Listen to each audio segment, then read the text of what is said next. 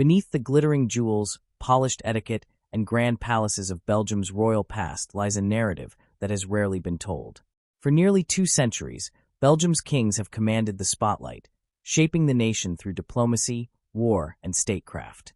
But while their names are etched into history books and chiseled into statues, the women who stood beside them, Belgium's queen consorts, have remained in the shadows, quietly influencing the monarchy from behind the veil of tradition.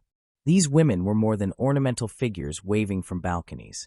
They were mothers of nations, spiritual guides, silent strategists, and, at times, unwilling participants in personal tragedies played out on public stages. Who were these women really? Behind the smiles and silks were individuals of remarkable complexity.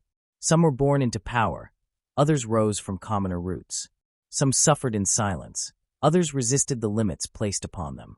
They faced national crises, marital betrayals, and the suffocating expectations of royal life, all while trying to define themselves in a system where their voices were rarely recorded. Yet their impact on Belgian society, royal protocol, humanitarian causes, and even international diplomacy runs deeper than most people know. Take Queen Elisabeth of Bavaria, who defied the era's expectations by treating wounded soldiers during World War I and corresponding with scientists like Albert Einstein.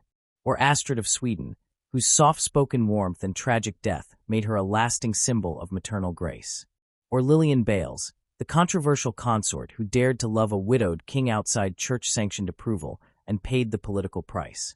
And now Queen Mathilde, navigating 21st-century challenges as a modern, educated consort, forging a new image for royalty in a digital, diverse Belgium.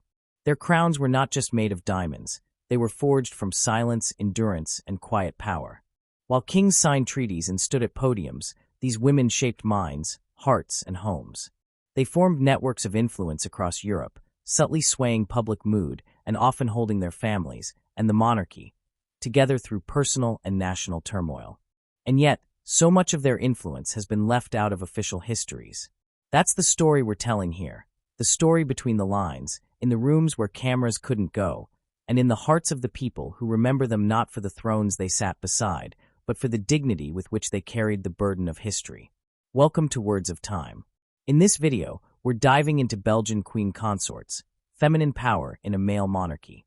We'll uncover the untold stories of the royal women who stood quietly at the center of Belgian history, wives, mothers, queens, and sometimes rebels, who shaped the nation not with a scepter, but with strength, vision, and extraordinary resilience. If you're ready to discover what history nearly forgot, stay with us. In the heart of Western Europe lies a country whose monarchy has long stood as a symbol of national unity, cultural duality, and political complexity. Belgium, a relatively young nation by European standards, was born out of revolution and compromise in the early 19th century.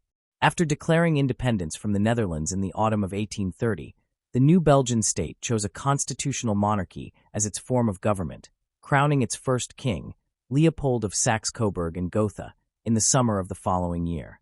From that moment forward, the monarchy would serve not only as a political institution, but also as a vital symbolic anchor in a country divided by language, religion, and regional identities.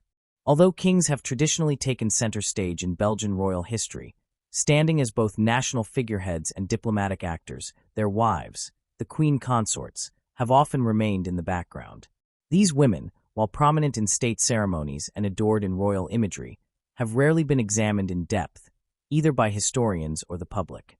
Their contributions, sacrifices, and complex lives have largely been overshadowed by their husbands' political narratives and the constitutional framework that limits the formal power of the monarchy. Yet behind the throne, these women shaped public perception, steered charitable work, influenced diplomatic relations, and held sway within the royal family. In a monarchy where formal power is curtailed by the constitution, the symbolic influence of the royal family becomes central. It is within this space, between visibility and constraint, that the queen consort operates.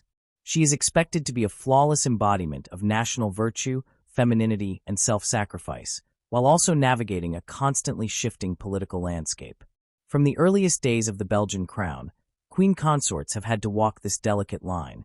Revered as cultural icons and maternal figures, yet confined by protocol and often limited in public voice. Their public appearances are carefully choreographed, and their personal lives scrutinized to an intense degree. Despite this, many of them forged their own quiet legacies, subtly asserting influence where formal authority eluded them. The story of the Belgian queen consorts is also a reflection of broader historical patterns. The evolution of monarchy in the modern age, the role of women in public life, and the shifting expectations placed on female figures in the spotlight. While some queen consorts embraced tradition and piety, others broke ranks and carved paths of individuality, advocacy, and even defiance.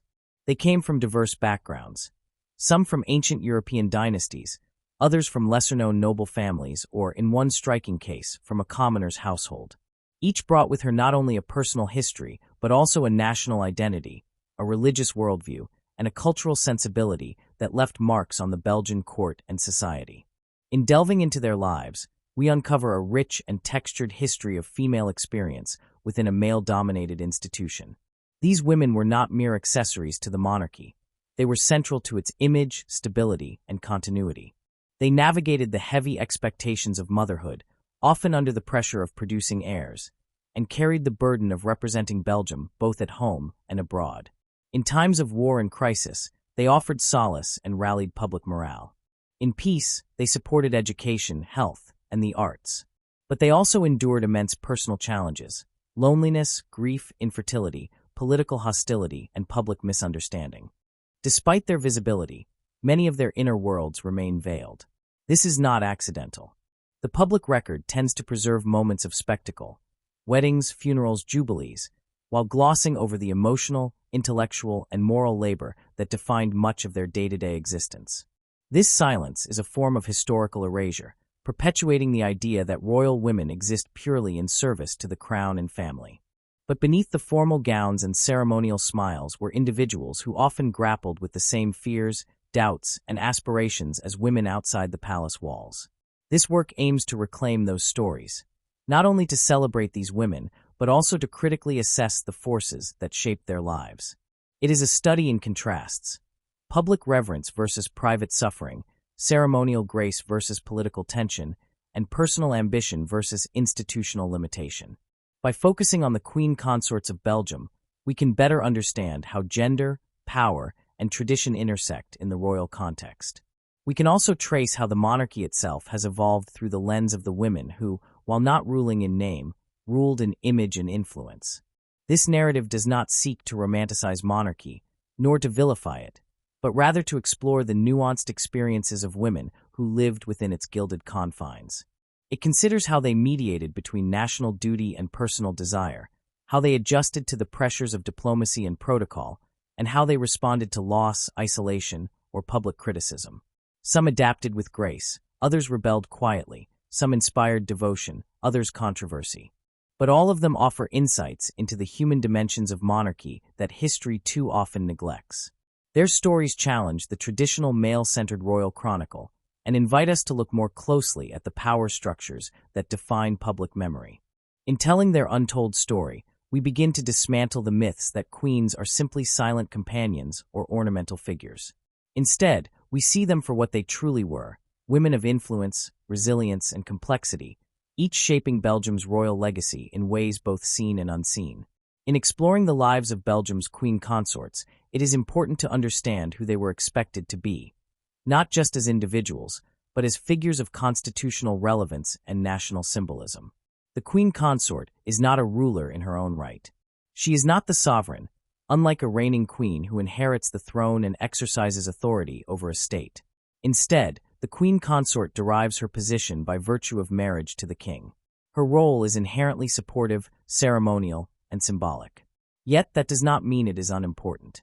In fact, within a constitutional monarchy like Belgium's, where formal power is limited by law, the symbolic weight of royal figures becomes even more pronounced. And the queen consort, in her own way, becomes a visible representation of both continuity and tradition. The constitutional role of the queen consort is not officially defined in any legal document. She is not included in the line of succession, nor does she have a formal voice in political matters. However, she participates in public functions, diplomatic receptions, state visits, and ceremonial events. She is expected to be present at national celebrations, offer her patronage to charitable organizations, and engage in work that reflects the moral and cultural values of the country. In doing so, she becomes an unofficial ambassador, representing the monarchy to the people and the world, while reinforcing the values associated with Belgian national identity. Despite having no political authority, her presence is carefully managed and deeply significant, particularly during moments of crisis or celebration. What truly defines the queen consort, beyond her ceremonial tasks, are the expectations placed upon her. Expectations that have evolved over time, but always centered on ideals of femininity, propriety, and sacrifice. From the early 19th century through the modern day, these women have been expected to embody dignity, poise, and moral leadership. In the earliest years of the Belgian monarchy, the queen consort was seen primarily as a quiet figure of domesticity and religiosity. She was to serve as a loyal wife, a nurturing mother, and a role model to women in society. Her private conduct and public image had to be beyond reproach, and her personal views were often kept hidden. Speaking out on political matters or displaying too much independence could quickly lead to public criticism or political backlash. As time moved forward, the image of the queen consort adapted, reflecting changing social values and the evolution of the media. In the early decades, public understanding of royal women was largely shaped through portraits, official speeches, and carefully controlled appearances. Their lives were viewed from a respectful distance, with limited insight into their personalities or emotions. By the 20th century, however, this began to change. The development of photography, the rise of the press, and later the advent of radio, television, and the internet dramatically shifted how the public engaged with royal figures. Queen consorts were now seen not only in state portraits, but also in candid images and tabloid headlines. Their fashion choices, facial expressions, and body language were all scrutinized by both the media and the public. The queen consort became both a revered symbol and a subject of celebrity-like fascination. This intense visibility brought new opportunities and challenges. On the one hand, it allowed queen consorts to connect more directly with the people. They could champion causes, visit hospitals and schools, and use their platform to raise awareness about social issues. On the other hand, it also left them vulnerable to criticism and speculation. Every gesture could be interpreted politically or culturally. A word out of place or a misstep in protocol could become headline news. In this media-saturated environment, the queen consort had to balance her ceremonial role with an increasing demand for accessibility, relatability, and authenticity. The role of the queen consort in Belgium has changed significantly from the reign of Leopold, the country's first king, to the present day. Louise-Marie, the first queen consort of Belgium, was a deeply pious woman of French royal blood. Her role was confined largely to the domestic and religious spheres. She worked behind the scenes, supporting her husband in his efforts to solidify the monarchy and establish Belgium's place in Europe. Her life was marked by sorrow, particularly the loss of children, and she was admired for her quiet suffering and moral strength. This established a pattern for future consorts: dignified endurance, maternal devotion, and support for charitable causes. As Belgium entered the 20th century, the expectations of the queen consort began to shift. Elisabeth of Bavaria, wife of Albert, brought with her a spirit of intellectual engagement and humanitarian concern. During the First World War, she gained admiration for her direct involvement in hospitals and for standing beside her husband at the front lines. She became not just a consort, but a symbol of national resistance and courage. Her public presence during the war transformed the perception of the queen consort from a passive figure into an active participant in national life. She was followed by Astrid of Sweden, who captured the hearts of the people with her grace and modernity. Though her reign was tragically short due to a fatal car accident, her image endured in public memory as one of compassion, warmth, and family-centered values. Later in the century, Fabiola of Belgium brought a new kind of devotion to the role. A deeply religious woman from Spain, she emphasized the spiritual and moral dimension of queenship. Despite facing personal challenges, including the heartbreak of repeated miscarriages, she remained steadfast in her commitment to charitable work and spiritual leadership. Her strength lay not in political ambition, but in moral authority.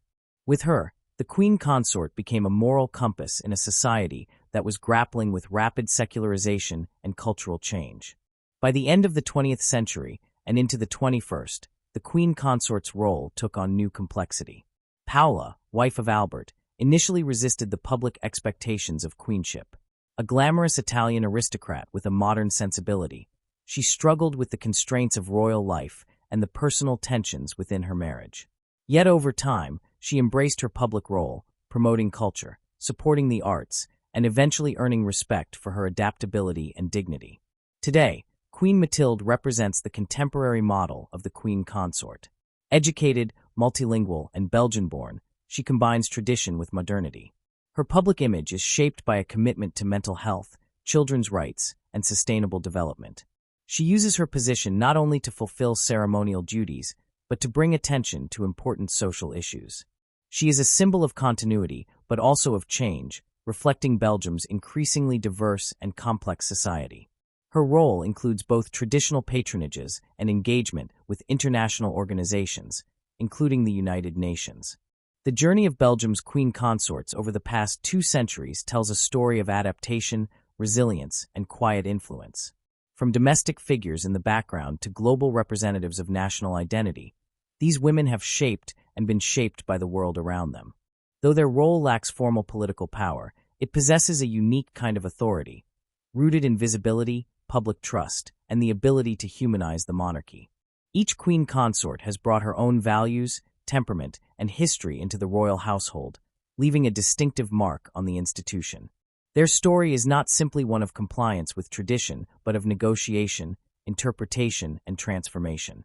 The queen consort's role is a mirror reflecting the society in which she lives, constantly evolving to meet the needs and expectations of the time. Through their lives, we see how monarchy itself adapts, not only to political change, but to shifts in gender norms, public opinion, and cultural values. In understanding the origins and evolving functions of these women, we open the door to a fuller, more nuanced appreciation of Belgium's royal history and the feminine power that has always been at its core, even when left unspoken. Louise-Marie of Orléans was the first queen of the newly established Belgian monarchy, and though her life was short and marked by personal sorrow, she laid the foundation for what it meant to be a Belgian queen consort. Her story is one of duty, quiet resilience, and deep faith. Born into the French royal family, she was the daughter of Louis Philippe, who would later become King of the French. Her upbringing was shaped by both privilege and political upheaval, as France in the early 19th century was a land of revolutions, shifting loyalties, and fragile monarchies. From an early age, Louise-Marie was exposed to the complexities of royal life, where personal desires were often sacrificed for political alliances and national stability. Her father, Louis Philippe, rose to power not through absolute right, but through popular revolution, becoming a constitutional monarch who attempted to balance traditional royal authority with modern liberalism.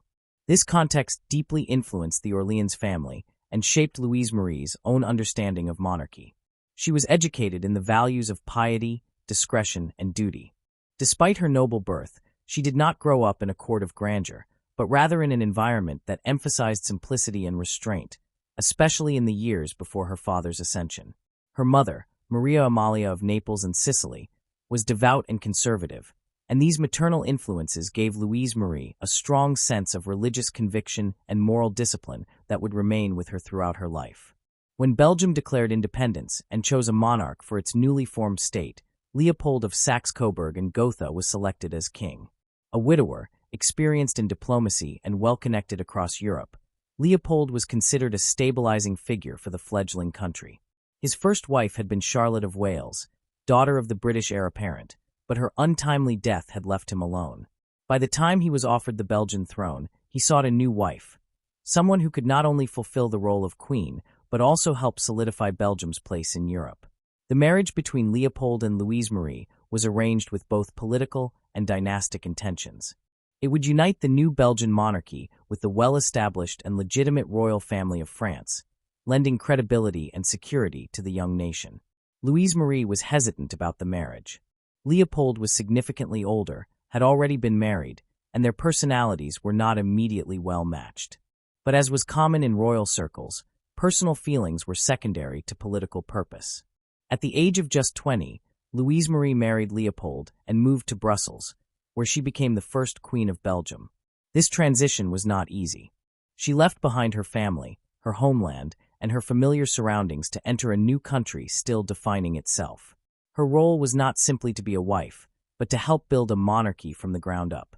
In this, she succeeded with quiet determination. As queen, Louise-Marie brought a strong French influence to the Belgian court.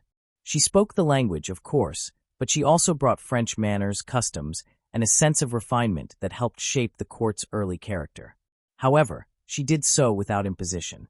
Understanding the delicate cultural balance in Belgium, especially the linguistic and regional tensions between Flemish and French-speaking communities, she remained tactful and restrained.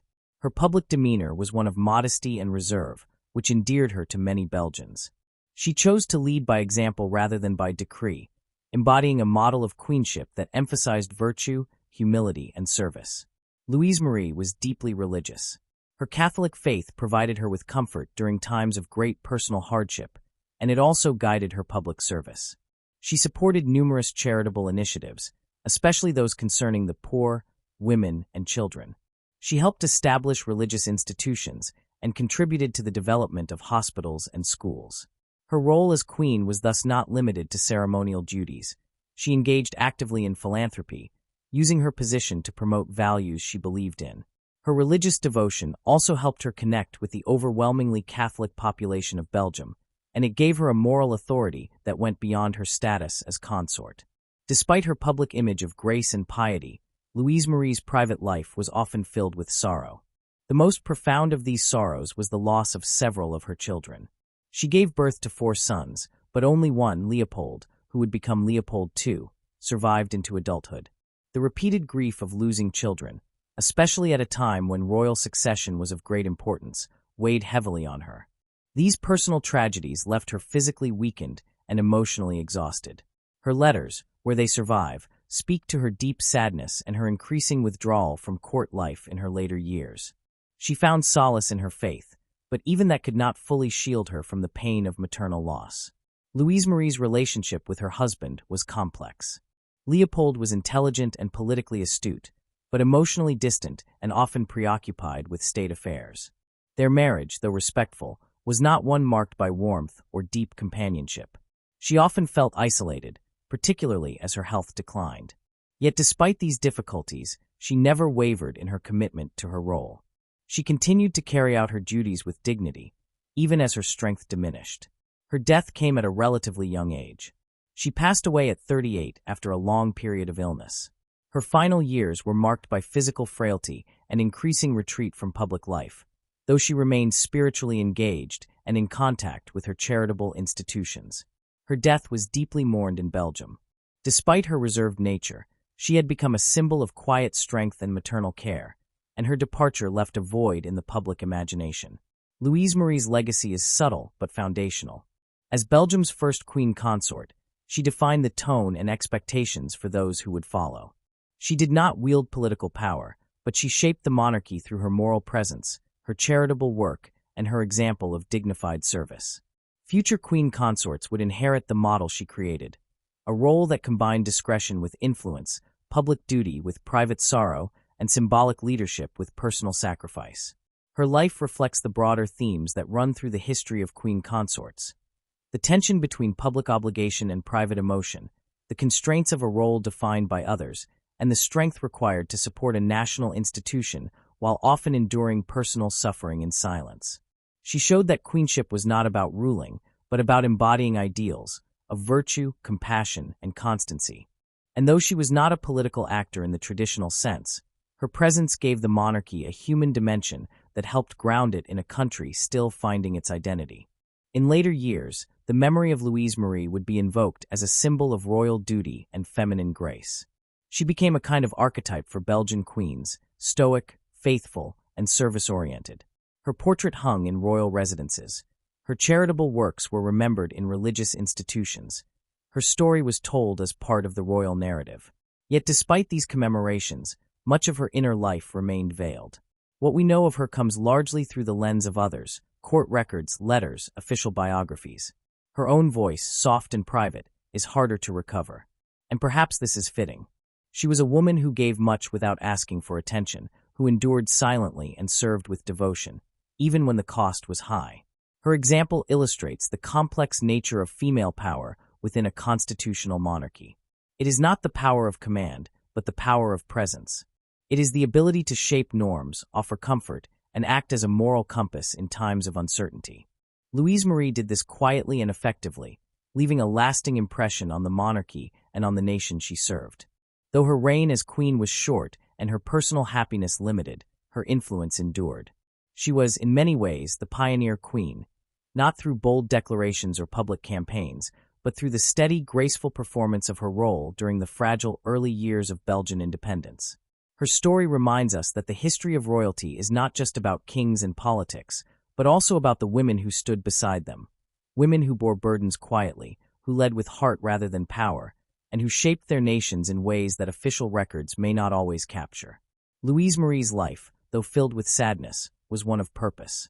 She gave Belgium a queen consort it could believe in, and in doing so, she helped give legitimacy and human warmth to a monarchy still in its infancy. Marie-Henriette of Austria was born into one of the most powerful and storied dynasties in Europe. As a member of the Habsburg family, she came from a long line of emperors, archdukes, and royalty steeped in centuries of imperial tradition. Her lineage tied her to the grandeur and formality of the Austro-Hungarian Empire, and her early years were shaped by courtly etiquette, rigid expectations, and an unshakable belief in the divine right and duty of monarchs. She was raised in a world where duty came before personal desire, and where royal women were expected to play their roles with discipline, grace, and obedience. Her education was strict, heavily influenced by religious instruction and imperial decorum, and it trained her to fulfill a life of public service and familial loyalty. From a young age, Marie-Henriette was known for her intelligence, strong will, and spirited nature. Unlike the stereotype of the passive royal bride, she possessed an energetic temperament, a deep love for horses, and a rebellious streak that occasionally clashed with her more conservative upbringing. She was not fond of idleness or embroidery circles. She preferred the outdoors, especially equestrian activities. Her connection to animals, especially horses, would remain a defining part of her personality throughout her life, offering her escape and solace when royal obligations became too stifling. When the question of her marriage arose, it was approached, as was customary for royal unions, with political strategy at the forefront. Belgium, a relatively young constitutional monarchy at the time, sought to strengthen its ties with established European powers. Leopold, heir to the Belgian throne and son of King Leopold I, needed a bride who could lend legitimacy to the monarchy and help reinforce its standing within Europe's dynastic web. Marie-Henriette, as a Habsburg archduchess, was an ideal choice. The match was arranged less out of mutual affection than out of diplomatic convenience. The marriage between Marie-Henriette and Leopold was never an easy one. From the start, there was little emotional intimacy or shared values between them. She was animated, expressive, and somewhat unconventional. He was cold, withdrawn, and obsessively concerned with his own authority and political ambitions. Their personalities clashed on nearly every level. While she might have hoped that their relationship would evolve with time, it quickly became clear that they had little common ground. Communication between them was minimal, and emotional support was virtually absent. Despite the tensions, they produced several children, including a son who would tragically die young, deepening the emotional chasm between them. Their public duties forced them into regular contact, but their private lives became increasingly separate as the years went on. As queen, Marie-Henriette was dutiful but not particularly content. She fulfilled her public responsibilities with a certain mechanical grace. She attended official ceremonies, supported charitable causes, and participated in state functions, all the while projecting the dignity expected of her station. Yet she rarely seemed enthusiastic about her role. She was admired for her beauty and presence, but not beloved in the way her predecessor Louise-Marie or her successor Astrid would be. She remained somewhat aloof, maintaining an air of imperial distance that made it difficult for the Belgian people to form an emotional connection with her. One of the few areas in which Marie-Henriette could express herself fully was through her passion for horses and equestrianism. She was an accomplished rider, one of the best among European royals, and she took great pride in her stables and breeding programs. This love of horses gave her a measure of independence and joy in a life otherwise constrained by obligation and disappointment. She became known for her equestrian events and was frequently seen at horse shows and races. Her stables were some of the finest in the region, and she was respected in the equestrian community for her knowledge and skill. She also took a sincere interest in the arts, supporting various artists and cultural institutions. Though less publicized than her other activities, her patronage helped nurture Belgian art and music during her time as queen. However, this cultural involvement did little to soften her image among the general public. She remained distant, and the coolness of her relationship with the king often spilled over into how the public perceived her. The Belgian people sensed that this was a queen unhappy in her role and disillusioned with royal life. Perhaps one of the most troubling aspects of her time as queen was her position during the Congo Free State era, when King Leopold II engaged in the brutal colonization and exploitation of Central Africa. While the atrocities committed under his personal rule in the Congo would not be fully exposed until after Marie-Henriette had largely retreated from public life, it is striking that she remained silent throughout this period. She neither spoke in favor of the project nor against it. Whether her silence was a product of ignorance, indifference, or powerlessness is difficult to determine, but her absence from the discourse around the Congo became a symbol of how detached she had become from her husband's political world. In many ways, she had mentally and emotionally withdrawn from the monarchy, even while still officially occupying the role of queen. The final years of Marie-Henriette's queenship were marked by an increasing desire to remove herself from the court and its suffocating routines. Eventually, she left Brussels and settled in Spa, a picturesque town in the Ardennes known for its therapeutic waters and calm environment. There, she found a measure of peace and autonomy that had long eluded her. Away from the court, she surrounded herself with her horses and dogs, engaged in outdoor activities, and managed her household according to her own preferences. Though still technically queen, she became a recluse of sorts, withdrawing from public life and severing most emotional ties to the monarchy. This retreat was more than just physical. It was also symbolic of her emotional and psychological departure from the royal world that had never truly accepted or fulfilled her. In Spa, she was no longer the consort of a cold and autocratic king, but a woman reclaiming some semblance of freedom. She created a life for herself away from the formalities and expectations of the crown. Her home in Spa became a sanctuary where she could express herself without the pressures of public performance. Marie-Henriette lived in Spa until her death, and she never returned to the center of royal life. Her later years were quiet, spent largely in the company of close companions and animals, far removed from the pageantry that had once defined her existence.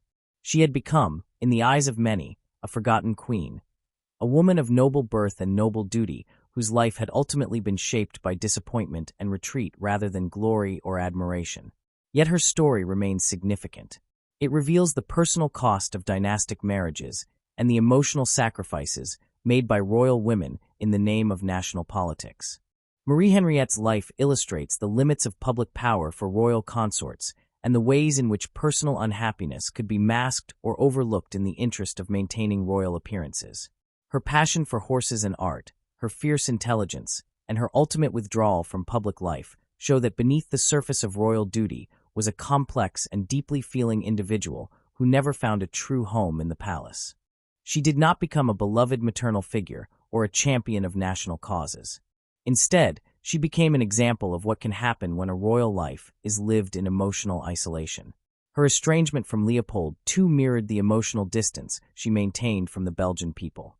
And yet, her life also offers insight into the resilience and resourcefulness of a woman who, though constrained by circumstance, sought out spaces where she could live on her own terms. In many ways, Marie-Henriette was a queen out of place. The formality and grandeur of her Habsburg heritage did not translate easily into the modest and divided kingdom of Belgium. Her spirited nature was ill-suited to a court that offered little emotional warmth. But even in her retreat, she left a quiet legacy. She showed that royal duty, when stripped of affection and partnership, can become a heavy and isolating burden.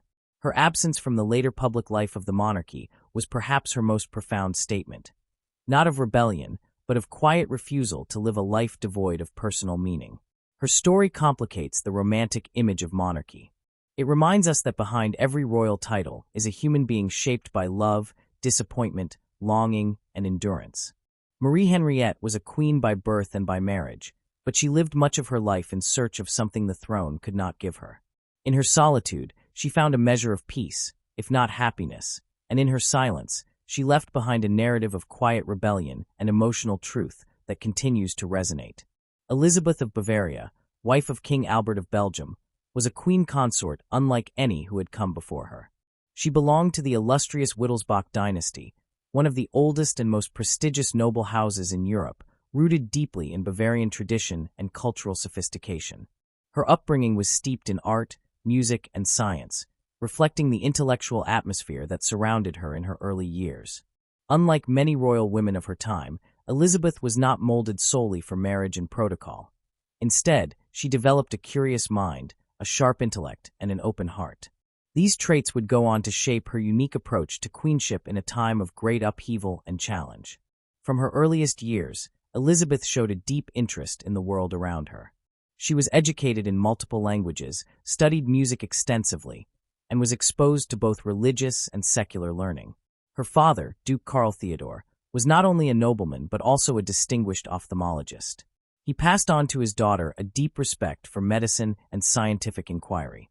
Her home was filled with discussions about science and culture, and this blend of aristocratic tradition and intellectual curiosity gave Elisabeth a distinctive perspective.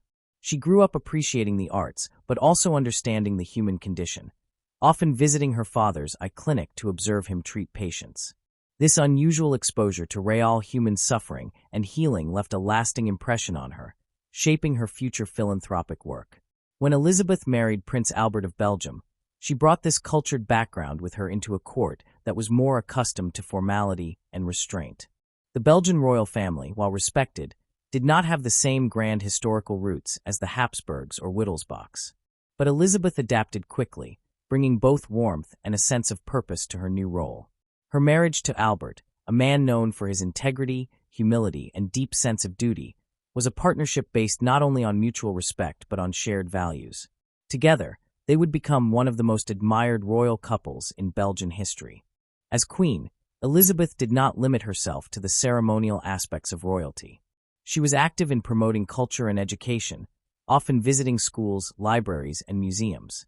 But her defining moment came during the First World War, when Belgium was invaded and occupied by German forces. At a time when many royal families sought safety away from the front lines, Elisabeth and Albert made the bold decision to remain with their troops in unoccupied Belgium. Their presence among the soldiers and civilians became a symbol of national unity and courage. Elisabeth took on an active role in wartime efforts. She visited hospitals, tended to the wounded, and supported medical staff on the front lines. Drawing from her early experiences in her father's clinic, she understood the emotional and physical demands placed on both patients and caregivers. Her presence was not merely symbolic. She rolled up her sleeves, comforted the injured, and coordinated supplies for field hospitals. Soldiers came to admire her for her empathy and fearlessness. She was seen not just as a royal figure, but as a motherly presence during one of the darkest chapters in Belgian history. In addition to her work in medical care, Elisabeth also played a role in diplomacy.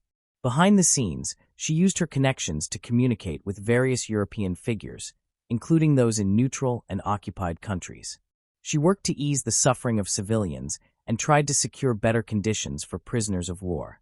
Though she had no official political authority, her influence was quietly felt. She used her royal status not as a shield, but as a tool to advocate for those who had no voice.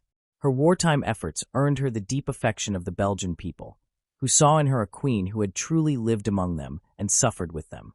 After the war, Elisabeth did not retreat into a ceremonial life.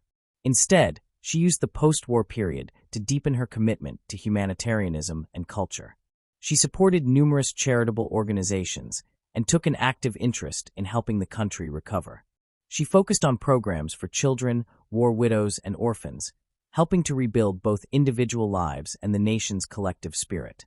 She believed strongly in the power of the arts and sciences to uplift a society, and she became a tireless patron of music, painting, and academic research. Her personal interests brought her into contact with some of the greatest minds of the age. She developed a well-known friendship with Albert Einstein, the legendary physicist whose theories had revolutionized the understanding of the universe. Their connection was based on mutual intellectual respect. She admired his brilliance and his ethical convictions, and he valued her support and curiosity. Their correspondence reveals not only shared interests in science and philosophy, but also a bond rooted in a desire to promote understanding and human dignity. At a time when Jewish intellectuals faced increasing danger in Europe, Elisabeth offered refuge and support to many, using her influence to help Jewish refugees fleeing persecution, especially during the rise of Nazism. She worked quietly, without fanfare, but her impact was real. Elizabeth's later years were marked by a series of controversial decisions that revealed both her independence of thought and her complex worldview. In a post-war Europe now divided by the Cold War, she made several journeys that raised eyebrows within conservative circles. Most notably, she visited the Soviet Union during a time when few Western royals or political figures dared to make such a move. She attended cultural performances, met with scientists, and expressed an interest in the achievements of the Soviet people, even while disagreeing with the authoritarian nature of the regime. Her visit was not political in the traditional sense, but it was symbolic. She sought to understand rather than to condemn, to see for herself rather than rely on filtered narratives. Her travels also took her to Egypt, where she visited archaeological sites and engaged with cultural leaders. Again, she showed a willingness to step beyond the confines of her role and explore the world with open eyes. These journeys reflected her belief that royalty, while symbolic, should also be intellectually curious and globally engaged. Not everyone appreciated her boldness. Some accused her of naivety or eccentricity, while others admired her courage and independence. Regardless of the opinions she provoked, Elisabeth remained true to her values. One of her most lasting contributions to Belgian cultural life was the establishment of the international music competition that bears her name. The Queen Elizabeth competition, founded with her support, became one of the most prestigious platforms for young classical musicians in the world. It served not only to elevate artistic excellence, but to position Belgium as a center for cultural refinement and artistic achievement. Through this initiative, Elisabeth helped create a lasting legacy that continues to influence the musical world today. The competition is a reflection of her belief in the transformative power of art and her desire to support young talent regardless of nationality or background. Elisabeth lived a long life, outliving both her husband and many of her contemporaries. In her final years, she remained engaged in cultural and humanitarian causes. Though no longer a central figure in royal politics, she continued to exert influence through her patronage and personal connections. She wore her crown lightly, preferring to be remembered not for titles or ceremonies, but for her intellect, her compassion, and her unwavering curiosity. Her death marked the end of an era, but her spirit lived on in the institutions she nurtured and the lives she touched. Looking back, Elisabeth of Bavaria redefined what it meant to be a queen consort in the modern age. She was not content to be a passive ornament of monarchy. She brought depth, intellect, and active engagement to a role often limited to appearances. In war, she was a source of strength.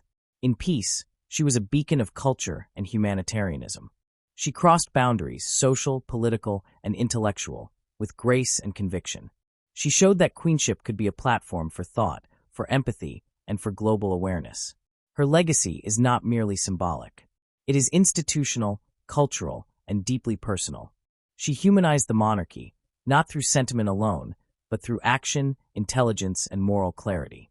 In her, Belgium found not just a queen, but a cultural ambassador, a wartime ally, and a passionate supporter of art and science. Her life reminds us that influence does not always come from authority. It can come from sincerity, from engagement, and from the relentless pursuit of knowledge and justice. Elizabeth's journey from Bavarian princess to Belgian queen was marked by transformation, not just of her role, but of the very meaning of monarchy in the modern world. She refused to be confined by expectation. She lived with purpose, and she led with her mind as much as with her heart.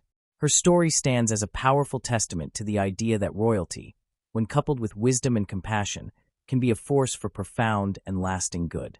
Astrid of Sweden entered Belgian history not only as a queen, but as a symbol of warmth, humility, and human connection. Her story, though brief, remains one of the most enduring and emotionally resonant among the country's royal figures. Born into the Swedish royal family, Astrid carried with her a grace and gentleness that would ultimately endear her to an entire nation. Her upbringing in Sweden, shaped by her Lutheran faith and the Scandinavian emphasis on modesty and simplicity, laid the foundation for a personal character that stood out amid the often rigid and ceremonial atmosphere of European royalty. She came from a family known for its relative informality compared to other European courts. Her childhood was marked by close-knit family life, outdoor activities, and a strong moral upbringing. These influences instilled in her a quiet confidence and a natural ease with people, traits that would serve her well in the public eye. Astrid was not raised to be a queen. Her life before marriage had been relatively private, and her aspirations were not political. Yet fate would lead her to become not just a consort, but a beloved figure who would transform the public image of the Belgian monarchy. Her marriage to Prince Leopold of Belgium, the future king, was not merely a dynastic arrangement. Though their union had diplomatic value, there was a genuine romantic connection between the two, something rare in royal circles at the time. Their relationship captured the public's imagination from the start. Images of the couple portrayed a natural affection and joy that contrasted sharply with the more formal and reserved image of royal life. Astrid and Leopold appeared genuinely in love, and their youth and beauty added to the public fascination. The marriage was celebrated with great enthusiasm in both Belgium and Sweden, and it offered a fresh and human face to the Belgian monarchy. Upon becoming the Duchess of Brabant and then Queen of the Belgians, Astrid's popularity grew rapidly. What made her exceptional was not just her appearance or her royal status, but her approach to her role. She did not remain behind palace walls or confine herself to protocol-bound duties. Instead, she chose to engage with ordinary people in meaningful ways. She visited hospitals, orphanages, and schools, often speaking directly with patients and children, taking their hands, listening to their concerns. Her style of queenship was intimate and sincere, far removed from the detached grandeur often associated with monarchy. Astrid emphasized family life and maternal values at a time when the public was beginning to seek authenticity in their leaders. Her focus on raising her children with care and intention, along with her visible dedication to her marriage, made her relatable to Belgian citizens. She and Leopold were seen frequently with their children in public, portraying a model of royal family life that reflected more closely the lives of ordinary Belgians. In doing so, Astrid brought the monarchy into the modern era. She helped break down barriers between the royal household and the people, not by bold declarations, but by quiet gestures of connection and compassion. She converted to Catholicism after her marriage, a decision that, while personal, also demonstrated her willingness to fully embrace her new country. This conversion was not viewed as political opportunism, but as a heartfelt step toward unity, one that endeared her even more to a predominantly Catholic nation. Her efforts to learn the local languages, including both French and Dutch, further reinforced the impression that she was a queen committed to understanding and representing all parts of Belgian society. Astrid's reign as queen was tragically short. Just as she had fully settled into her role and won the affection of the people, her life was abruptly cut short. While vacationing with Leopold in Switzerland, their car veered off a mountain road, and Astrid was killed in the accident. Her death sent shockwaves through Belgium. The news spread quickly, and the country entered a state of collective grief that transcended class, language, and political divides. Thousands gathered in silence outside the royal palace. Churches filled with mourners. Newspapers published tributes, and photographs of Astrid flooded the streets. The tragedy was not just the loss of a queen. It was the loss of a human being whom the people had come to love deeply. There was an overwhelming sense of personal connection to her, which made the mourning more intense and more widespread than that of any royal figure in Belgian memory up to that point. Her youth, her kindness, her relatability, and the suddenness of her death created a story that felt almost mythic, a beautiful, virtuous queen struck down in her prime. She was mourned not only as a monarch, but as a symbol of goodness and innocence in an increasingly turbulent world. In the aftermath of her death, Astrid's image was canonized in the national consciousness. Statues were erected, parks and hospitals were named after her, and her likeness became part of Belgium's cultural fabric. Streets bore her name, and her memory was preserved in the stories told by grandparents to children, by citizens to visitors, and by historians trying to explain why she had mattered so deeply. Her legacy was not built on policies or political influence, but on presence, the way she made people feel seen, respected, and loved. She became a symbol of a different kind of royalty, one that did not elevate itself above the people, but moved among them with empathy and humanity.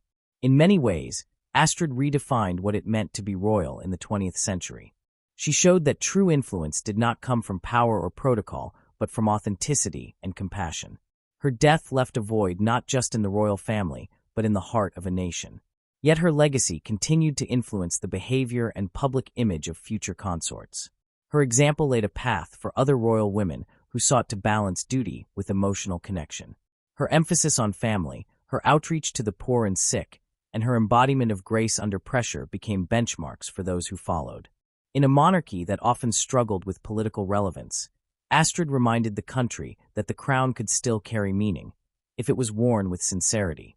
Even decades after her death, she remains a touchstone for the Belgian monarchy. Her story is one of light interrupted by tragedy, of hope overshadowed by loss, but also of lasting emotional resonance.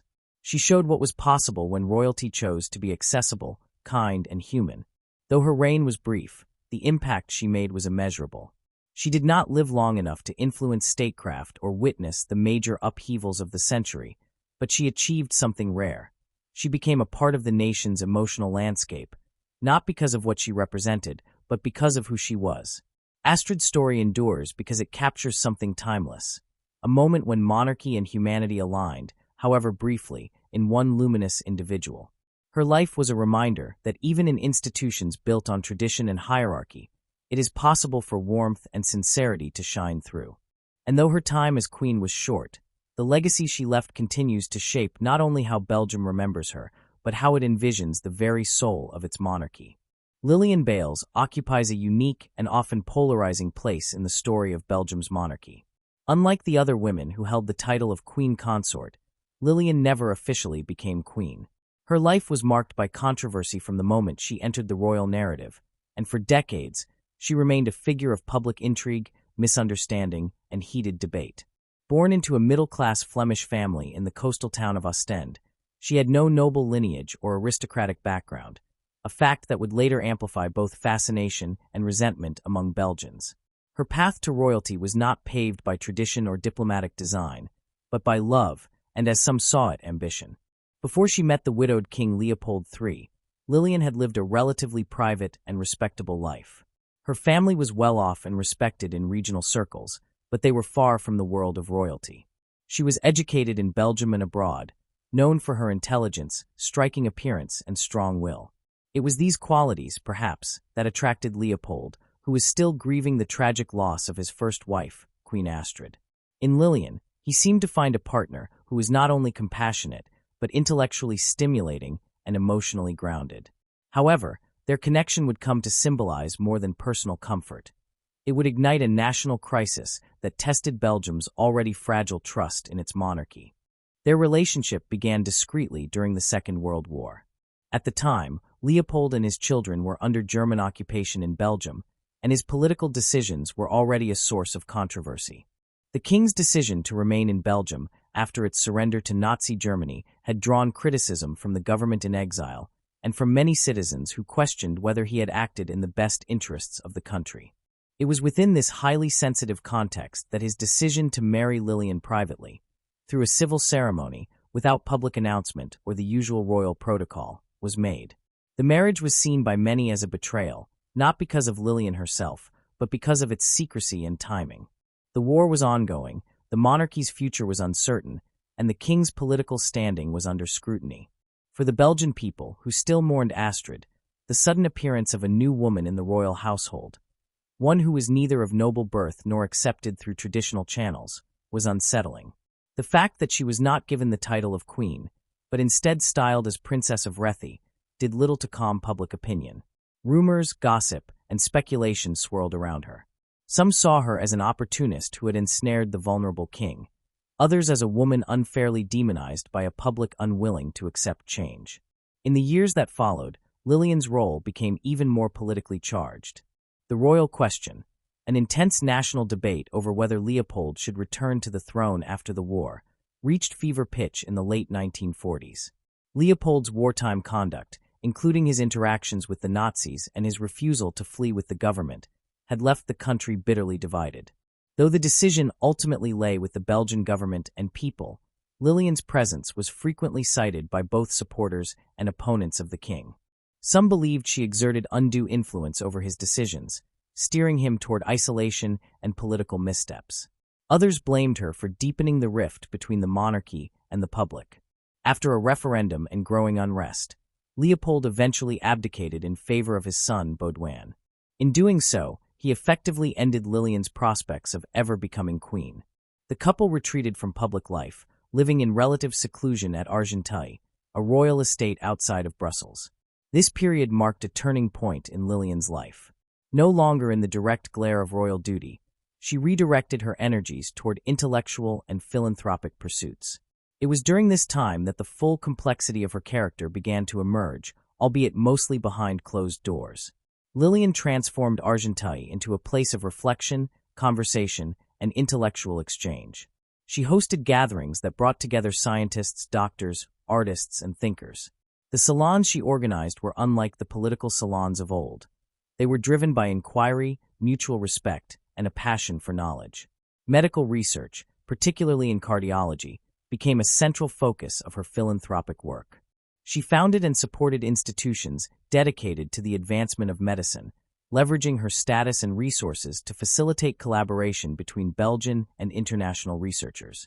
These initiatives, largely removed from public view, demonstrated a side of her that contrasted sharply with the public caricature that had long persisted. Despite her contributions, Lilian continued to live under the shadow of public skepticism. The monarchy itself remained cautious about fully rehabilitating her image. Official events rarely included her, and press coverage often revisited the old controversies rather than acknowledging her later work. Yet for those who knew her personally, Lilian was a woman of great depth, generosity, and resilience. Her private correspondence, later revealed, shows a thoughtful and often reflective individual, aware of how she had been perceived and deeply hurt by the coldness with which she was received by much of Belgian society. In time, a more nuanced view of Lilian began to emerge. Historians and biographers revisited the context of her marriage, the choices made during wartime, and her post-royal contributions to science and culture. While some continued to see her as a divisive figure, others began to understand her as a woman who had been caught in the crossfire of political upheaval and societal expectations. She had defied convention by marrying a king as a commoner and paid the price in public vilification. Yet she had also shown unwavering loyalty, intellectual curiosity, and a genuine commitment to charitable work, qualities not often associated with the simplistic narratives that had once dominated headlines. The story of Lilian Baels challenges the traditional boundaries of what it means to be royal. She did not fit the mold of a fairy tale princess or a ceremonial queen. Her role was shaped not by crowns and pageantry, but by struggle, misunderstanding, and quiet perseverance. She was neither wholly a victim nor purely a villain. Instead, she was a woman navigating one of the most emotionally and politically charged roles in modern European royalty without the benefit of popular support or historical precedent. Her life invites reflection on the ways in which public figures, especially women, are often judged by appearances and timing rather than substance. Had she met Leopold under different circumstances, or had their marriage followed a more traditional path, perhaps the narrative would have been different. But as it stands, Lilian remains one of the most complex figures in Belgian royal history, a woman who rose to prominence through love, endured exile through loyalty, and found purpose through intellect and generosity. In her later years, she chose privacy over publicity, content to work quietly and with dignity.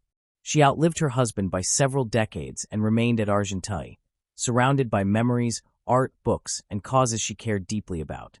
Though time has softened some of the judgments cast upon her, her legacy is still contested, still evolving. Yet there is now a growing appreciation for the ways in which she contributed, not through pomp or popularity, but through enduring conviction and thoughtful engagement. The life of Lilian Baels reveals how royal roles, particularly for women, can be shaped as much by perception as by action. It illustrates the fragility of public opinion and the difficulty of navigating private love in the glare of national expectations. It also serves as a reminder that history is rarely as simple as the categories we assign: queen or not, hero or villain, outsider or insider. Lilian may not have worn a crown, but she carried the weight of it in ways few ever have, with a quiet strength that defied easy judgment. Fabiola of Belgium was one of the most spiritually resonant and morally influential figures to ever hold the title of Queen Consort in Belgium. Her life, shaped by a profound Catholic faith, an aristocratic Spanish upbringing, and a marriage defined more by spiritual companionship than political ambition, stands apart in the annals of European royalty. Although she did not bear children and often lived in quiet retreat from the public eye in her later years, her impact on Belgian society was nonetheless significant, shaped by compassion, moral guidance, and an unwavering commitment to her beliefs. Born into Spanish nobility, Fabiola de Mora y Aragon was steeped from an early age in Catholic traditions and conservative values. Her family belonged to the Spanish aristocracy, but what defined her most was not wealth or social standing, but her deep sense of spirituality. Even in her youth, she was known for her mystic inclinations and her desire to serve others. She reportedly considered joining a religious order before her path led her instead toward the royal court of Belgium. Her Catholicism was not merely ceremonial or inherited. It was the central axis of her identity, governing her actions, worldview, and later, the way she approached queenship. Her marriage to King Baudouin, won in the early 1960s, came as something of a surprise to the Belgian public. Baudouin had been a quiet and reserved monarch, bearing the burden of the crown since the abdication of his father Leopold III. A bachelor well into his 30s, Baudouin was often seen as emotionally distant and burdened by the weight of his role. Fabiola's entry into his life, then, marked not just the arrival of a consort, but of a partner with whom he could share his deeply held Catholic convictions. Their union was less a political arrangement and more of a spiritual alliance. The marriage ceremony itself was steeped in religious symbolism, and their shared faith would go on to define much of their reign. Fabiola brought a sense of warmth and idealism to the Belgian court. Though deeply religious, she was not austere. She possessed a gentle wit, a fondness for writing fairy tales, and an ability to connect with people on a personal level. She used these traits to soften the formalities of court life and present a more humane and nurturing image of monarchy. Her public appearances were often understated, marked by sincerity and a quiet grace that resonated with many Belgians. Yet, for all her public charm, her life was marked by personal sorrow that shaped both her role and her reputation.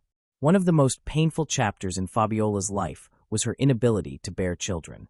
Over the course of her marriage, she suffered multiple miscarriages, each one taking an emotional toll not only on the royal couple, but also on the Belgian nation, which had eagerly awaited an heir. Unlike many royal consorts before her who were judged harshly for childlessness, Fabiola received widespread public sympathy. The openness with which she and Baudouin faced their heartbreak endeared them to the people. Rather than retreat in bitterness or denial, Fabiola used her pain to deepen her spiritual mission. She spoke openly about suffering, loss, and the redemptive power of faith, becoming a symbol of resilience and grace under sorrow. Though she never held political power in the conventional sense, Fabiola exercised a quiet influence, particularly in moral and religious matters. She became a key figure in shaping the Belgian monarchy's relationship with Catholic social teaching. Her views, consistent with the Vatican's positions, were reflected in the couple's public statements and charitable initiatives. She supported pro-life causes, emphasized the sanctity of marriage, and often spoke on behalf of the poor and marginalized. Her advocacy was never loud or confrontational, but instead rooted in calm conviction. In a country marked by increasing secularization and linguistic division, her voice became a touchstone for conservative Catholic values. Fabiola's influence also extended into the symbolic life of the monarchy. She represented continuity, stability, and a certain moral high ground. In a time when public trust in institutions was waning and royal families across Europe were increasingly subject to scandal, Fabiola and Baudouin projected a rare image of integrity and purpose. Their marriage, despite its challenges, was seen as one of deep mutual respect and shared faith. Fabiola's presence humanized Baudouin, softening his sometimes rigid demeanor and providing emotional balance to his reign. Together, they modeled a kind of leadership grounded not in grandeur, but in humility and service. After Baudouin's sudden death in the early 1990s, Fabiola entered a new phase of life, one defined by solitude, memory, and ongoing service. She chose not to remarry and instead withdrew from public duties while remaining a symbolic figure of continuity and dignity. She retreated from the limelight, but she did not disappear. Occasionally, she would appear at official ceremonies or religious events, always greeted with respect and affection. Her widowhood, like her queenship, was marked by quiet devotion and a clear sense of mission. Her later years, however, were not without controversy. In particular, the handling of her estate and the terms of her will generate public debate. Questions arose about her financial affairs and the intended use of her private wealth, with speculation that she had attempted to shield parts of her fortune from taxation or state control. While no wrongdoing was ever proven, the episode cast a brief but noticeable shadow over her otherwise pristine public image. For some, it contradicted the values she had long espoused. For others, it was an unfortunate but minor blemish on a life otherwise dedicated to service and sacrifice. Fabiola passed away in the mid-2010, and her funeral was attended by a cross-section of Belgian society, from political leaders to ordinary citizens. The service, held in accordance with her wishes, reflected the simplicity and piety that had characterized her life. Tributes poured in from across the country and beyond, many highlighting not only her devotion to her husband and faith, but also the courage with which she had borne her personal losses. She was remembered not as a traditional queen or as a political figure, but as a moral compass, a spiritual mother to a nation increasingly distanced from. Her legacy is complicated in the best sense of the word, not because of scandal or contradiction, but because she defied easy categorization. She was a queen consort who never sought attention, a public figure who valued privacy, a childless woman who spoke often about family and life, a royal who lived more like a nun than a celebrity. In her understated way, she changed the perception of what a queen could be. She brought to the role not just grace and beauty, but a seriousness of purpose rooted in belief and compassion. Fabiola's story also serves as a reflection on how monarchy can function as a moral institution, not just a constitutional one.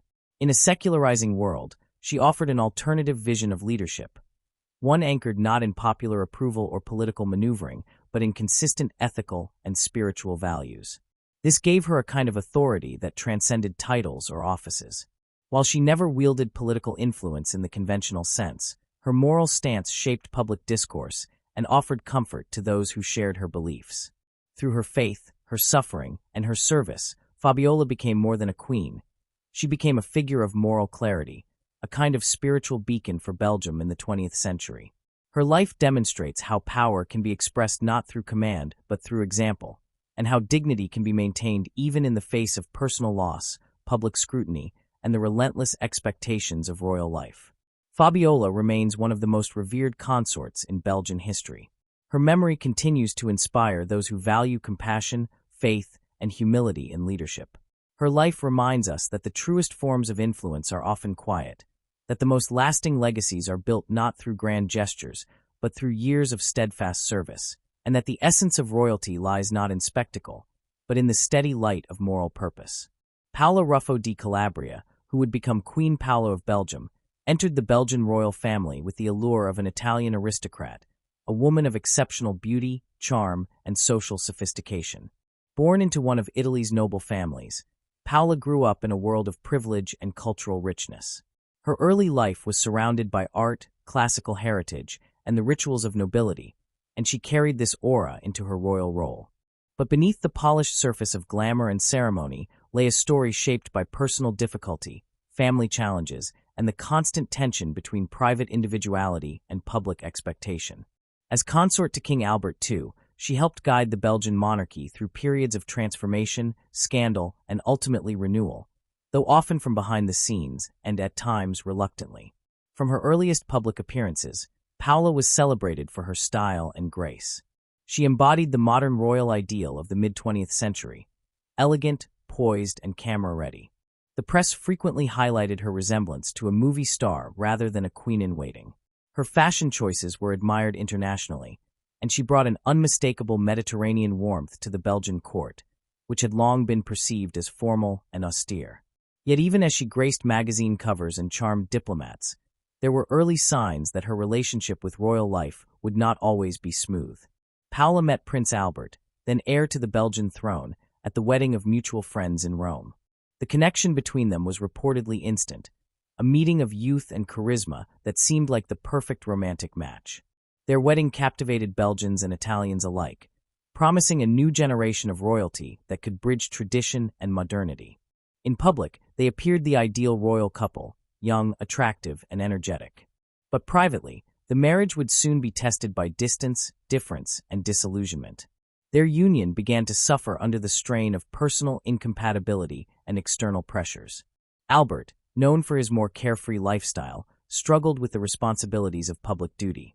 Paola, despite her upbringing in nobility, found the constraints of royal protocol and the scrutiny of the Belgian press increasingly stifling. They lived much of their early married life away from the center of court life, focusing instead on raising their children and maintaining a semblance of privacy. But tensions within the marriage began to spill into public awareness, especially as rumors of infidelity and marital strain surfaced over the decades.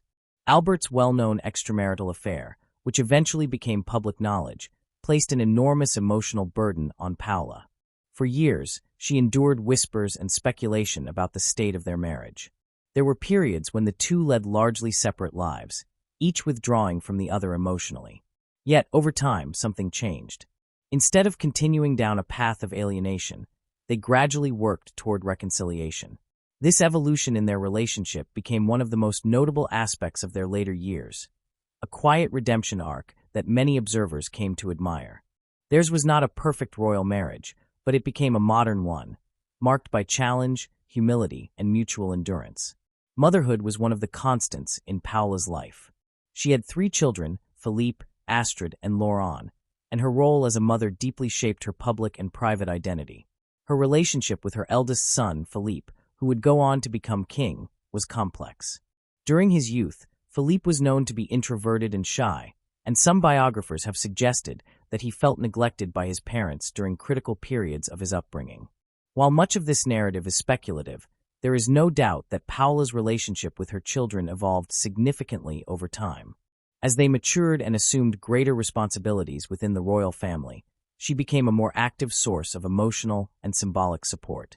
Though not as involved in political or institutional matters as her husband or son, her presence remained a reassuring element within the family dynamic. Despite her ambivalence toward the more rigid aspects of royal protocol, Paola did eventually find a role for herself in the public sphere. She lent her support to causes related to the arts, culture, and youth. With her refined taste and deep appreciation for creativity, she became a patron of various artistic institutions in Belgium. Her involvement with youth-oriented initiatives also reflected her concern for societal change and education. Though never a dominant public figure in the way some other queen consorts had been, she carved out a place that aligned with her strengths and preferences, supportive, cultured, and understated.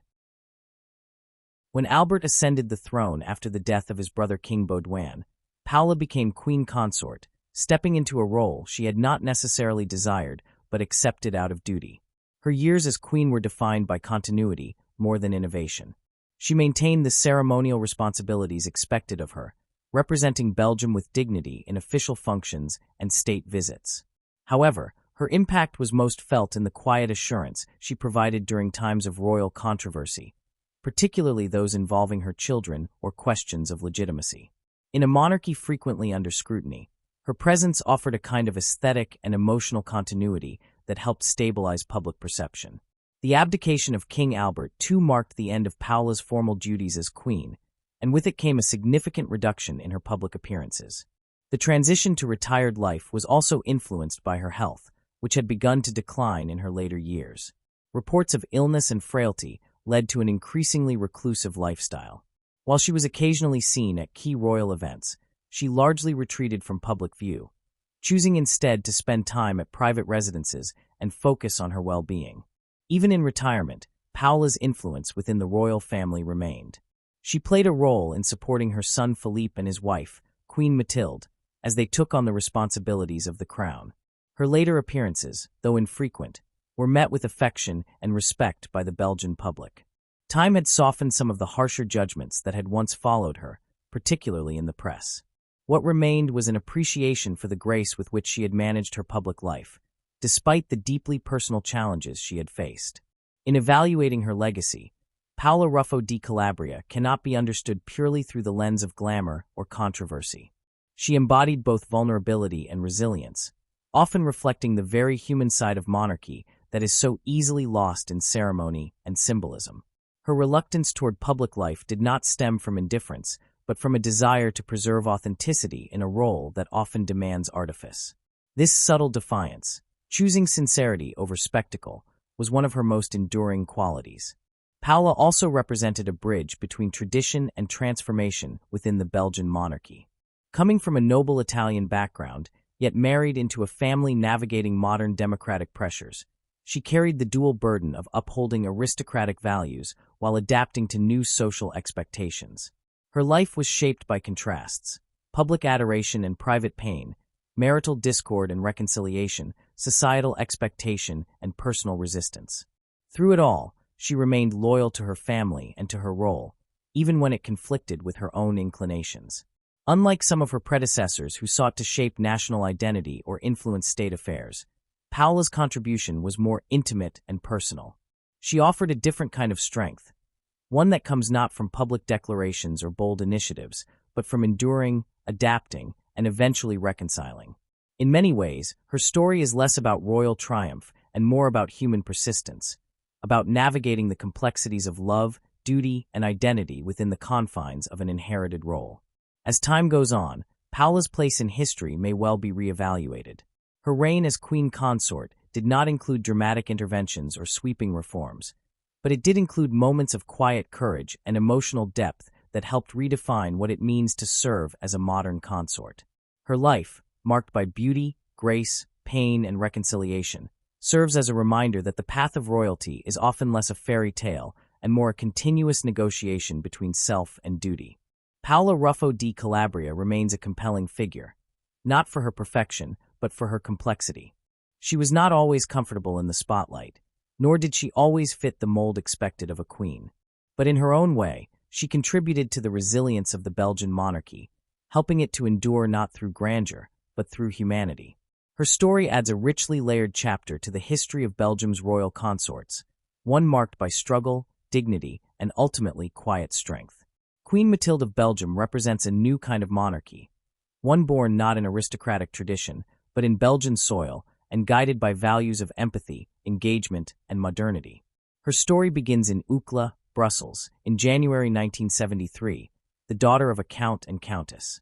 Unlike previous consorts from foreign royal houses, she is the first queen consort to be native-born, giving her an authentic connection to Belgium's cultural diversity and regional sensitivities.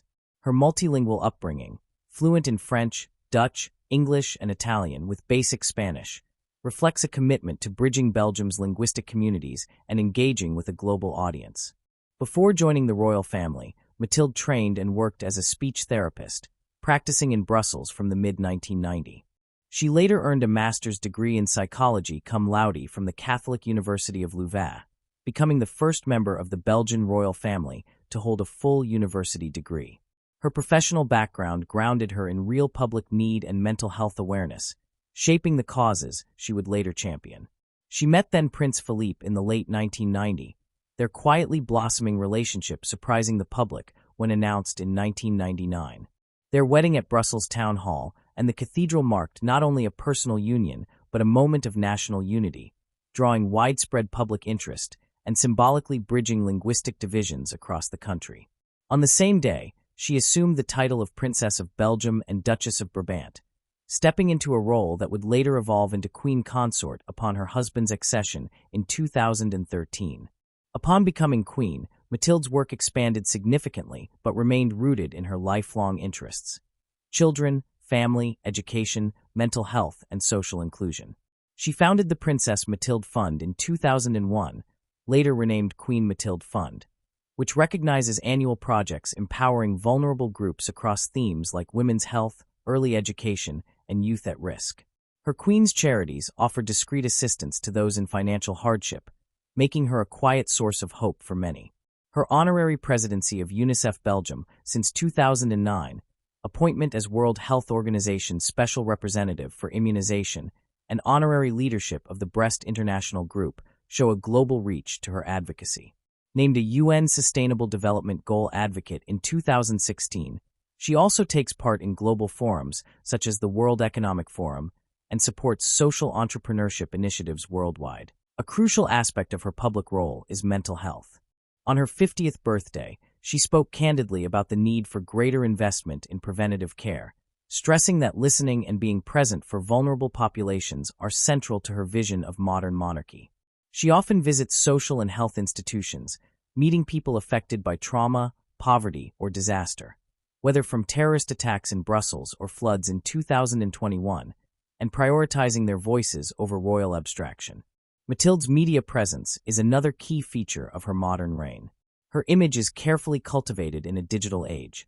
She blends fashion elegance with approachability, often wearing Belgian designers and appearing alongside her husband and daughter at state events.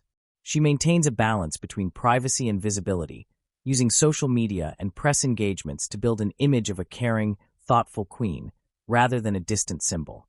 Despite stepping into the role at a time of dynastic transition, she has ensured continuity in the monarchy by supporting key national cultural institutions, including the Queen Elizabeth Music Competition, which she has patronized since 2014. Her involvement in youth, culture, and education ties tradition to innovation, reinforcing the monarchy's relevance in contemporary society. Queen Mathilde is also mother to 4 children: Princess Elisabeth, Duchess of Brabant, Prince Gabriel, Prince Emmanuel, and Princess Eleanor, who occupy a vital role in the monarchy's future. Princess Elisabeth, poised to become Belgium's first queen regnant under the 1991 rule of absolute primogeniture, reflects the monarchy's evolving values. Her education at Oxford and Harvard underscores the emphasis on global citizenship and public service being nurtured by Mathilde and Philippe. Motherhood has given Mathilde another platform, a quieter, sustaining kind of influence. She has sought to maintain close relationships with her children while protecting them from undue exposure. Her example of combining public service with family devotion helps modernize public expectations of both monarchy and motherhood alike. Through all of this, Mathilde's legacy is still in progress. She is changing not only what a queen consort does, but what she stands for. Rather than ceremonial ornament, she represents a caring leadership that listens, serves, and adapts. Her focus on global goals, mental well-being, education, and sustainable development shows that royalty can be a catalyst for social good, not by governing, but by guiding public conscience. In balancing tradition with modern need, she bridges the old world of Belgian nobility and the global era of activism and inclusion. Her multilingual fluency and Belgian upbringing make her uniquely positioned to unify a complex nation, while her academic background and charity work give her voice substantive authority. In essence, she embodies a monarchy that is both symbolic and functional, a platform for awareness, support, and dignity. As a fashion icon, she enhances royal visibility without overshadowing substance. Her choices in attire and public presence contribute to a carefully managed but sincere persona, visible enough to be recognized, relatable enough to be trusted. More than a decade into Queen Mathilde's tenure, she continues to shape Belgian public life. Her influence extends to institutional change, cultural innovation, and personal connection. With her children, including the future Elizabeth, she offers continuity while inspiring change. The story of Queen Mathilde is not yet complete. It is being written each day through her work, her love, and her quiet resolve to make monarchy a force for goodwill and modern empathy. Long after public ceremonies end and headlines fade, the true power of queen consorts often emerged behind closed doors, in council, correspondence, and emotional influence. Far from passive ornamental figures, many wielded significant informal sways over their husbands and the diplomatic world around them. In European courts, queens consort frequently served as confidants not only to their royalty husbands, but also as intermediaries between factions, nations, and power structures. They cultivated the kind of subtle influence that could steer policy or diffuse tensions, all avoided by the spotlight, yet felt at the center of power. Though they had no formal constitutional authority, their voices shaped private decisions that affected public outcomes. Parallel to their roles within the court, queen consorts formed vital networks across Europe, ties that went beyond dynastic matchmaking and into political sisterhood. These relationships, often rooted in shared heritage or common causes, created informal alliances that transcended national borders. Through letters, visits, and patronage, consorts nurtured what might be described as a feminine diplomacy, an exchange of ideas, aid, and sometimes pressure, all conducted in parlors rather than salons, affecting matters of state in muted but meaningful ways. Popular narratives have long painted queen consorts as purely ornamental, dutiful mothers and wives with no agency of their own. Yet historical research and deeper archival work challenge that stereotype. These were women of remarkable resilience, adaptability, and strategic intelligence. Even under scrutiny and within socially prescribed roles, many acted with agency, influencing decisions from health crises to international crises, often in ways both discreet and decisive. What often gets lost in historical accounts, however, is how much of their work remained invisible. The archives are full of royal wives who wrote thousands of pages of letters, patronized obscure artists, supported medical initiatives, or facilitated intelligence or relief efforts during wars.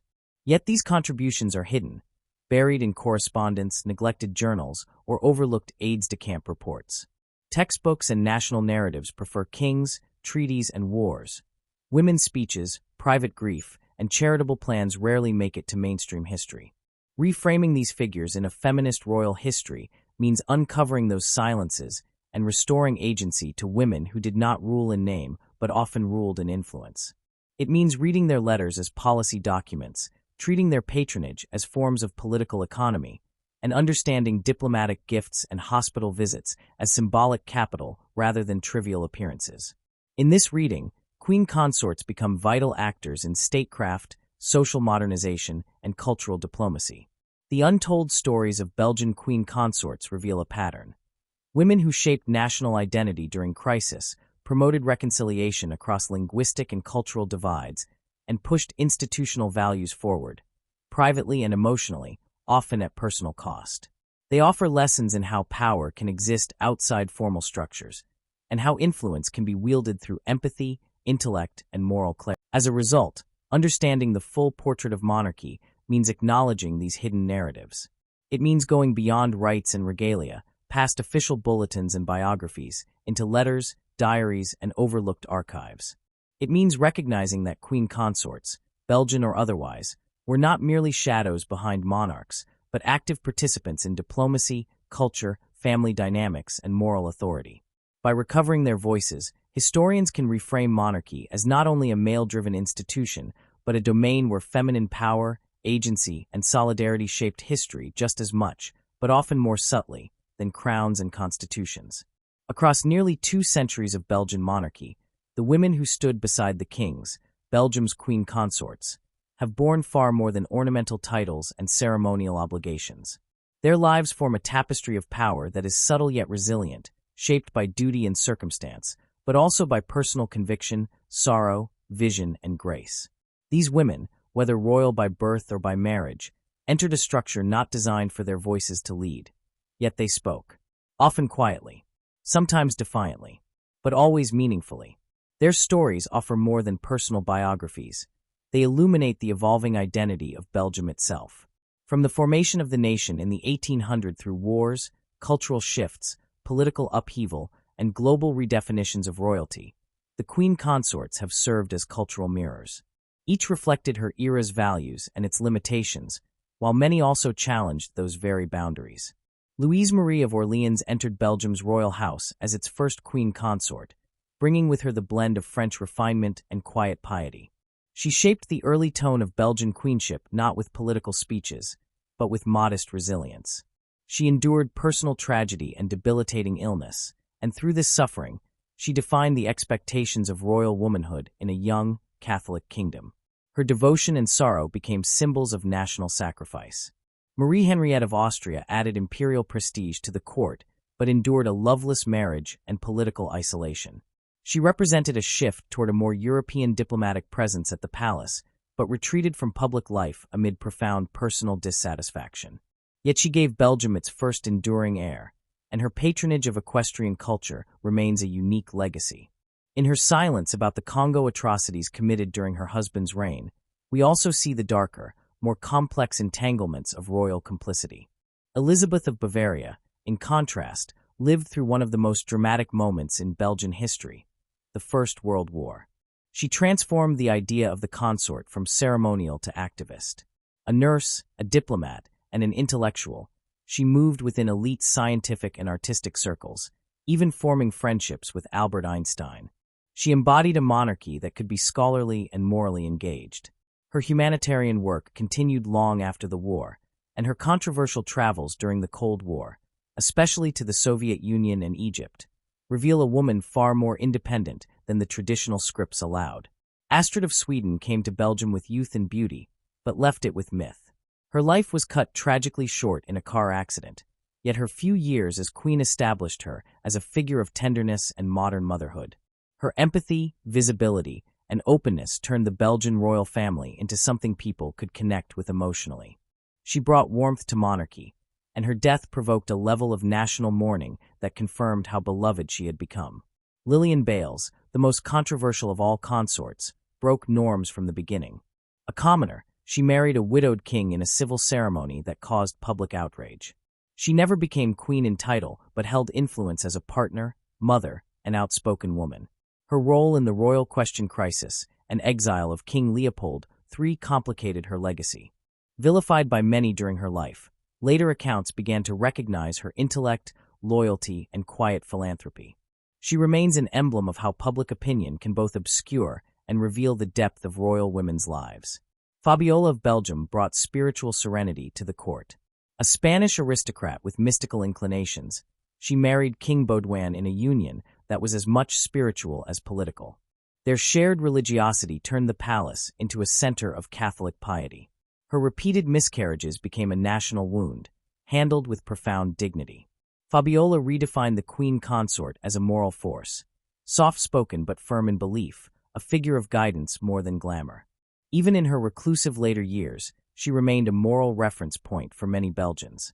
Paola Ruffo di Calabria was the embodiment of a different era. Glamorous, multilingual, and cosmopolitan, she struggled to adapt to the rigid expectations of royal life in her early years. Her marriage to Albert II endured significant strain, marked by infidelity and emotional distance, but over time matured into mutual respect. As queen, she supported the arts and mental health causes and became a model for forgiveness and reinvention. In her quieter years following the abdication of her husband, Paola remained a figure of understated elegance and personal growth. Queen Mathilde, Belgium's current queen, represents a new chapter entirely.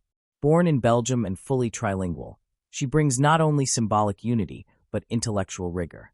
With a background in psychology and speech therapy, she champions mental health, education, and global development goals.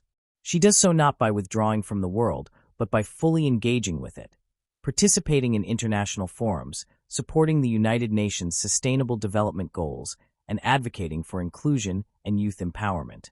Her role is that of a modern consort, informed, independent, engaged, and empathetic. Taken together, these women reveal that the queen consort is never just a title. It is a role defined by paradox, high visibility, but limited formal power, deep emotional labor, but minimal recognition, national symbolism, but private burdens. What they carried was more than ceremony. They carried the expectations of gender, the weight of national trauma, and the possibility of shaping culture and policy without ever writing laws. Culturally, their legacies are not confined to marble busts or museum exhibits. They are woven into the ways Belgians understand care, tradition, and womanhood. These consorts influenced everything from how Belgians mourn to how they think about religion, motherhood, politics, and fashion.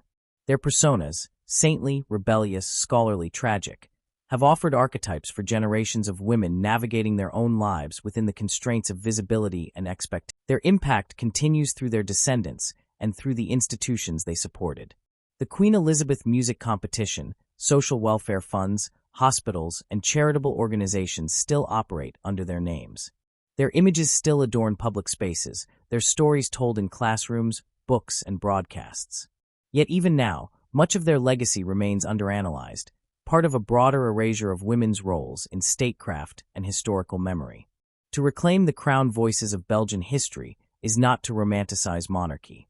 It is to confront the full reality of how power circulates, especially in structures that appear patriarchal on the surface. These women, consorts in title but sovereign in influence, modeled how power can be relational, emotional, and symbolic. They negotiated loyalty and loss, public scrutiny and private despair, all while serving as national figures. Their lives ask us to rethink how we define leadership, legacy, and strength. They urge us to recognize the courage it takes to live one's entire life on a stage not of one's choosing. And they show us that resilience can wear a smile, grief can wear a crown, and dignity can persist even when history forgets your name. In reclaiming these voices, we move toward a more complete story, not just of Belgium, but of monarchy and womanhood across the world.